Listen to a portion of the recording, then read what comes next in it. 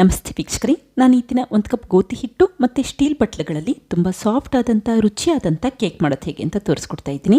ಈ ರೀತಿ ಕೇಕ್ ಮಾಡಲಿಕ್ಕೆ ಓವನ್ ಬೇಡ, ಮೊಟ್ಟೆ ಬೇಡ ಮತ್ತು ಬೆಣ್ಣೆ ಕೂಡ ಬೇಡ. ಆದರೂ ಕೇಕ್ ತುಂಬಾ ಸಾಫ್ಟಾಗಿರುತ್ತೆ. ನೀವು ಬೇಕರಿಯಿಂದ ದುಬಾರಿ ಬೆಲೆಯ ಕೇಕ್ ತರಿಸೋದಕ್ಕಿಂತ, ಅದು ಕೂಡ ಮೈದಾ ಹಿಟ್ಟಿನಲ್ಲಿ ಮಾಡಿದಂಥ ಕೇಕ್ ತರಿಸೋದಕ್ಕಿಂತ ಮನೆಯಲ್ಲೇ ಈ ರೀತಿ ಗೋಧಿ ಹಿಟ್ಟಿನಲ್ಲಿ ಆರೋಗ್ಯಕರವಾಗಿ ಕೇಕ್ ಮಾಡಿ ನೋಡಿ. ಮಕ್ಕಳಿಗಂತೂ ತುಂಬಾ ಇಷ್ಟ ಆಗುತ್ತೆ. ನೋಡಿ ಕೇಕ್ ಯಾವ ರೀತಿ ಸಾಫ್ಟಾಗಿ ಬಂದಿದೆ ಅಂತ ಗೊತ್ತಾಗ್ತಾ ಇದೆ. ಹಾಗೆ ನಿಮಗೆ ಈ ವಿಡಿಯೋ ಇಷ್ಟ ಆದರೆ ಪ್ಲೀಸ್ ವಿಡಿಯೋನ ಲೈಕ್ ಮಾಡಿ ಮತ್ತು ಚಾನಲ್ಗೆ ಸಬ್ಸ್ಕ್ರೈಬ್ ಮಾಡಿ. ಈಗ ಕೇಕ್ ಮಾಡೋದು ಹೇಗೆ ಅಂತ ನೋಡ್ಕೊಳ್ಳೋಣ ಬನ್ನಿ. ಮೊದಲು ಬೇಕಿಂಗ್ ಪೇಪರ್ನ ನಾನಿಲ್ಲಿ ರೌಂಡ್ ಶೇಪಲ್ಲಿ ಕಟ್ ಮಾಡ್ಕೊಳ್ತಾ ಇದ್ದೀನಿ. ಈ ರೀತಿ ಬೇಕಿಂಗ್ ಪೇಪರ್ ಇದ್ದರೆ ಉಪಯೋಗಿಸಿ, ಇಲ್ಲ ಅಂತಂದರೆ ಉಪಯೋಗಿಸಲಿಲ್ಲ ಅಂದರೂ ಕೂಡ ನಡೆಯುತ್ತೆ. ನೀವು ಬೇಕಿಂಗ್ ಪೇಪರ್ ಬದಲಾಗಿ ಬಿಳಿಯದಾದ A4 ಶೀಟ್ನು ಕೂಡ ಉಪಯೋಗಿಸಬಹುದು. ಈಗ ನೋಡಿ, ಕತ್ರಿಯಲ್ಲಿ 4 ಬದಿ ಸ್ವಲ್ಪ ಕಟ್ ಮಾಡಿ ಇಟ್ಕೊಂಡಿದ್ದೀನಿ. ಆವಾಗ ಬಟ್ಲಿಗೆ ನೀಟಾಗಿ ಫಿಟ್ ಆಗುತ್ತೆ ಅಂತಷ್ಟೇ. ಈಗ ಸ್ವಲ್ಪ ಎಣ್ಣೆ ಸ್ಪ್ರೆಡ್ ಮಾಡ್ಕೊಳ್ತಾ ಇದ್ದೀನಿ. ನೀವಿಲ್ಲಿ ಬೇಕಿಂಗ್ ಪೇಪರ್ ಇಲ್ಲ ಅಂತಂದರೆ ಬಟ್ಲುಗಳಿಗೆ ಚೆನ್ನಾಗಿ ಎಣ್ಣೆ ಕೂಡ ಸ್ಪ್ರೆಡ್ ಮಾಡ್ಕೋಬಹುದು. A4 ಶೀಟ್ ಕೂಡ ಉಪಯೋಗಿಸೋ ಅವಶ್ಯಕತೆ ಇಲ್ಲ. ಇದೇ ರೀತಿ 4 ಬಟ್ಲುಗಳನ್ನ ರೆಡಿ ಮಾಡಿಟ್ಕೊಂಡಿದ್ದೀನಿ. ನಂತರ ಮಿಕ್ಸಿ ಜಾರ್ಗೆ ಅರ್ಧ ಕಪ್ಪಷ್ಟು ಸಕ್ಕರೆ ಹಾಕಿದರೆ ಅದೇ ಕಪ್ಪಲ್ಲಿ 1/4 ಕಪ್ಪಷ್ಟು ಮೊಸರು ಹಾಕ್ಕೊಳ್ತಾ ಇದ್ದೀನಿ. ಹಾಗೆ ನಾನಿಲ್ಲಿ ಆರ್ಗ್ಯಾನಿಕ್ ಸಕ್ಕರೆ ಉಪಯೋಗಿಸಿರೋದ್ರಿಂದ ಈ ಬಣ್ಣ ಇದೆ. ನೀವು ಬಿಳಿ ಬಣ್ಣದ ಸಕ್ಕರೆ ಕೂಡ ಉಪಯೋಗಿಸಬಹುದು. ಈಗ ಸಕ್ಕರೆ ನುಣ್ಣಗಾಗಬೇಕು ಅಲ್ಲಿವರೆಗೂ ರುಬ್ಬಿಟ್ಕೊಂಡು ನಂತರ ಒಂದು ಬಟ್ಲಿಗೆ ಎತ್ತಿಟ್ಕೊಂಡಿದ್ದೀನಿ. ಈಗ 4 ಟೇಬಲ್ ಸ್ಪೂನಷ್ಟು ಸೂರ್ಯಕಾಂತಿ ಎಣ್ಣೆ ಹಾಕ್ಕೊಳ್ತಾ ಇದ್ದೀನಿ. ಸೂರ್ಯಕಾಂತಿ ಎಣ್ಣೆ ಇಲ್ಲ ಅಂತಂದರೆ ಮನೆಯಲ್ಲಿ ಅಡುಗೆಗೆ ಯಾವ ಎಣ್ಣೆ ಉಪಯೋಗಿಸ್ತೀರಾ ಅದೇ ಎಣ್ಣೆನೇ ಉಪಯೋಗಿಸ್ಕೊಳ್ಳಿ. ತೆಂಗಿನ ಎಣ್ಣೆ ಮತ್ತು ಎಳ್ಳೆಣ್ಣೆ ಉಪಯೋಗಿಸೋದು ಬೇಡ ಅಷ್ಟೇ. ಅಂದರೆ ಫ್ಲೇವರ್ ಇಲ್ಲದೇ ಇರುವಂಥ ಎಣ್ಣೆ ಉಪಯೋಗಿಸಿ. ಈಗ ಒಂದ್ಸರಿ ಮಿಕ್ಸ್ ಮಾಡಿದ ನಂತರ 1 ಕಪ್ಪಷ್ಟು ಗೋಧಿ ಹಿಟ್ಟು ಹಾಕ್ಕೊಳ್ತಾ ಇದ್ದೀನಿ. ಎಣ್ಣೆ ಸಕ್ಕರೆ ಮಿಶ್ರಣದಲ್ಲಿ ಚೆನ್ನಾಗಿ ಬೆರೆಯಬೇಕು ಅಲ್ಲಿವರೆಗೂ ಮಿಕ್ಸ್ ಮಾಡಿಕೊಂಡು ನಂತರ 1 ಕಪ್ಪಷ್ಟು ಗೋಧಿ ಹಿಟ್ಟು ಹಾಕ್ಕೊಳ್ಳಿ. ಈಗ ಮತ್ತೆ ಒಂದ್ಸರಿ ಮಿಕ್ಸ್ ಮಾಡ್ಕೊಳ್ತಾ ಇದ್ದೀನಿ. ಗಂಟುಗಳೇನೂ ಇರಬಾರ್ದು, ಆ ರೀತಿ ಒಂದ್ಸರಿ ಚೆನ್ನಾಗಿ ಮಿಕ್ಸ್ ಮಾಡಿಟ್ಕೊಳ್ಳಿ. ಈಗ 1 ಟೇಬಲ್ ಸ್ಪೂನಷ್ಟು ಕರಗಿಸಿರುವಂಥ ತುಪ್ಪ ಹಾಕ್ಕೊಳ್ತಾ ಇದ್ದೀನಿ. ತುಪ್ಪ ಹಾಕೋದ್ರಿಂದ ಮೊಟ್ಟೆ ಹಾಕಿದ್ರೆ ಯಾವ ರೀತಿ ಕೇಕ್ ಸಾಫ್ಟಾಗಿ ಬರುತ್ತೆ ಅದೇ ರೀತಿ ತುಂಬಾ ಸಾಫ್ಟಾಗಿರುತ್ತೆ. ತುಪ್ಪ ಇಲ್ಲಿ ಆಪ್ಷನಲ್, ಬೇಕಿದ್ದರೆ ಉಪಯೋಗಿಸಿ, ಬೇಡ ಅಂತಂದರೆ ಹಾಕಲಿಲ್ಲ ಅಂದರೂ ಕೂಡ ನಡೆಯುತ್ತೆ. ಈಗ ಒಂದ್ಸರಿ ಮಿಕ್ಸ್ ಮಾಡಿದ ನಂತರ 1/4 ಕಪ್ಪಷ್ಟು ಬಿಸಿ ಮಾಡಿ ತಣ್ಣಗಿರುವಂಥ ಹಾಲನ್ನು ಹಾಕ್ಕೊಳ್ತಾ ಇದ್ದೀನಿ. ಹಾಲು ಹಾಕಬೇಕಾದ್ರೆ ಒಟ್ಟಿಗೆ ಹಾಕ್ಲಿಕ್ಕೆ ಹೋಗಬೇಡಿ. ನೋಡಿ, ಈ ರೀತಿ ಸ್ವಲ್ಪ ಸ್ವಲ್ಪನೇ ಹಾಲನ್ನು ಹಾಕಿ ಮಿಕ್ಸ್ ಮಾಡಿಟ್ಕೊಳ್ಳಿ. ನೀವು ಇಡ್ಲಿ ಮಾಡಬೇಕಾದ್ರೆ ಯಾವ ರೀತಿ ಹಿಟ್ಟನ್ನು ಮಾಡಿಟ್ಕೊಳ್ತೀರಾ ಆ ಕನ್ಸಿಸ್ಟೆನ್ಸಿಯಲ್ಲಿ ಕೇಕ್ ಬ್ಯಾಟರ್ನು ಕೂಡ ಮಾಡಿಟ್ಕೊಳ್ಳಿ. ತುಂಬ ತೆಳುವಾಗೂ ಇರಬಾರ್ದು ಮತ್ತು ತುಂಬ ಗಟ್ಟಿಯಾಗೂ ಕೂಡ ಇರಬಾರ್ದು. ಈಗ ಉಳಿದಿರುವಂಥ ಹಾಲನ್ನು ಹಾಕಿ ಮತ್ತೆ ಮಿಕ್ಸ್ ಮಾಡ್ಕೊಳ್ತಾ ಇದ್ದೀನಿ. ನೋಡಿ, ಈ ರೀತಿ ಚೆನ್ನಾಗಿ ಮಿಕ್ಸ್ ಮಾಡಿಟ್ಕೊಳ್ಳಿ. ಮತ್ತು ಹಿಟ್ಟಿನಲ್ಲಿ ಗಂಟುಗಳಿರಬಾರ್ದು, ಆ ರೀತಿ ಮಿಕ್ಸ್ ಮಾಡಿಟ್ಕೊಂಡೆ ಸಾಕು. ನೋಡಿ, ಇಡ್ಲಿ ಹಿಟ್ಟಿರುತ್ತಲ್ಲ ಆ ಕನ್ಸಿಸ್ಟೆನ್ಸಿಯಲ್ಲಿ ಕೇಕ್ ಬ್ಯಾಟರ್ ಮಾಡಿಟ್ಕೊಂಡಿದ್ದೀನಿ. ಕೊನೆಯದಾಗಿ 1/4 ಟೀ ಸ್ಪೂನಷ್ಟು ಏಲಕ್ಕಿ ಪುಡಿ ಹಾಕ್ಕೊಂಡಿದ್ದೀನಿ. ಮನೆಯಲ್ಲಿ ವೆನಿಲಾ ಎಸೆನ್ಸ್ ಇದ್ದರೆ 1/4 ಟೀ ಸ್ಪೂನಷ್ಟು ವೆನಿಲಾ ಎಸೆನ್ಸ್ ಉಪಯೋಗಿಸ್ಕೊಳ್ಳಿ. ಇಲ್ಲ ಅಂತಂದ್ರಷ್ಟೇ 1/4 ಟೀ ಸ್ಪೂನಷ್ಟು ಏಲಕ್ಕಿ ಪುಡಿ ಉಪಯೋಗಿಸ್ಕೊಳ್ಳಿ. ಈಗ ಗಟ್ಟಿಯಾದ ಬಾಣಲಿಯ ಮಧ್ಯಭಾಗಕ್ಕೆ ಕುಕ್ಕರ್ ಪ್ಲೇಟ್ ಇಟ್ಟಿದ್ರೆ ಲಿಡ್ ಕ್ಲೋಸ್ ಮಾಡಿ 5 ನಿಮಿಷ ಉರಿನ ಮೀಡಿಯಂ ಫ್ಲೇಮ್ಗಿನ ಸ್ವಲ್ಪ ಕಡಿಮೆ ಇಟ್ಕೊಂಡು ಬಾಣಲಿನ ಬಿಸಿ ಮಾಡಲಿಕ್ಕೆ ಇಟ್ಟಿದ್ದೀನಿ.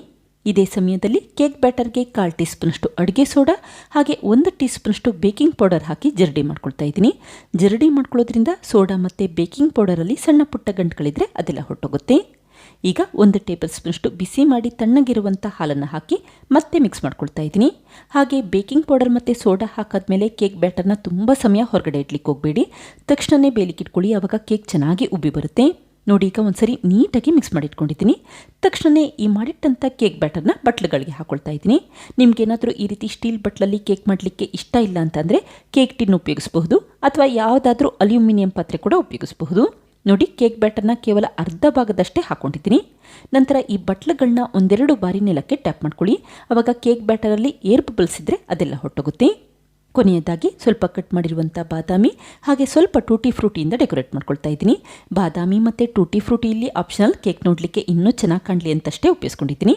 ಬೇಕಿದ್ದರೆ ಉಪಯೋಗಿಸಿ, ಬೇಡ ಅಂತಂದರೆ ಹಾಕಲಿಲ್ಲ ಅಂದರೂ ಕೂಡ ನಡೆಯುತ್ತೆ. ಈಗ ನೋಡಿ, ಬಾಣಲಿ ಬಿಸಿಯಾಗಿದೆ. ನೀವು ಓವನ್ನ ಯಾವ ರೀತಿ ಪ್ರೀ ಹೀಟ್ ಮಾಡ್ಕೊಳ್ತೀರಾ ಅದೇ ರೀತಿ ಮೊದಲು ಬಾಣಲಿನ ಬಿಸಿ ಮಾಡಿ ಇಟ್ಕೊಳ್ಳಿ.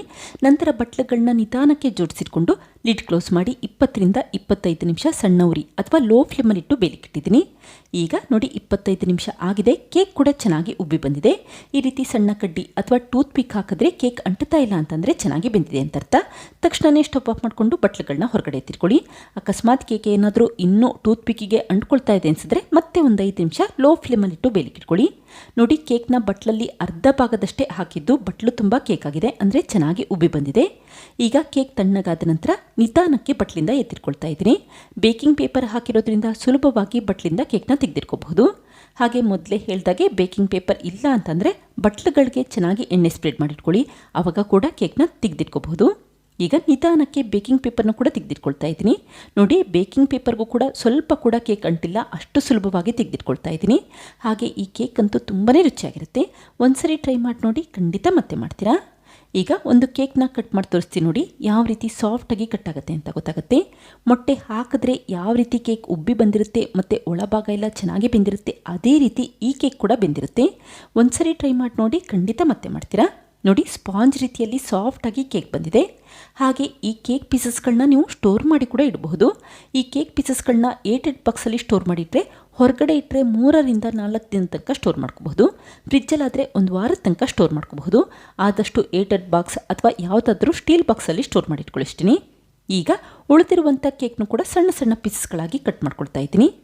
ನೋಡುತ್ತಿರಲ್ಲ ಫ್ರೆಂಡ್ಸ್, ಎಷ್ಟು ಸುಲಭವಾಗಿ 1 ಕಪ್ ಗೋಧಿ ಹಿಟ್ಟಿನಲ್ಲಿ ಆರೋಗ್ಯಕರವಾಗಿ ಮನೆಯಲ್ಲೇ ಯಾವ ರೀತಿ ಕೇಕ್ ಮಾಡಿದೆ ಅಂತ ಗೊತ್ತಾಯ್ತಲ್ವಾ. ನೀವು ಕೂಡ ಟ್ರೈ ಮಾಡಿ ನೋಡಿ, ಮಕ್ಕಳಿಗಂತೂ ತುಂಬಾ ಇಷ್ಟ ಆಗುತ್ತೆ. Thank you. ಲೈಕ್ ಮಾಡಿ ಮತ್ತು ಸಬ್ಸ್ಕ್ರೈಬ್ ಮಾಡಿ.